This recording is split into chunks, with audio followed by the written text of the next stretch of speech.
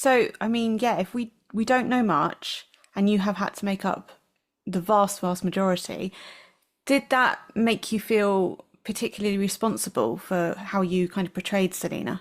I did feel responsible for it. And I suppose, I mean, responsible, not so much to Selena herself, but responsible in the sense that if you're going to tell the stories of long dead, long forgotten women who have been overlooked, and kind of done a historic injustice, you want to be careful not to objectify them or to do sort of further damage in terms of, I think for women reading scenes, particularly of sexual violence, it can be quite toxic. That's not necessarily something we need more of.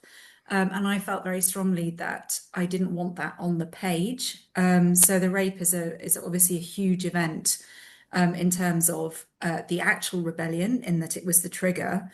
And of course, it was a devastating event for Selena and Belenia. That's the names I gave to the two daughters because they weren't named by the Roman historians.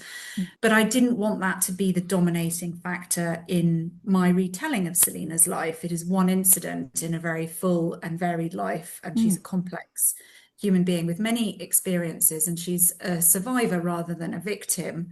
And so I felt strongly that in the portrayal of that most famous event that we know about her life, that was not going to be on the page. I deal with the aftermath of it. So it's like the psychological impact. I also, both to spare the reader and myself, it was a kind of double device of being authentic about how trauma can be experienced. So Selena does not remember most of the attack, which is extremely common Mm. for people who suffer traumatic events.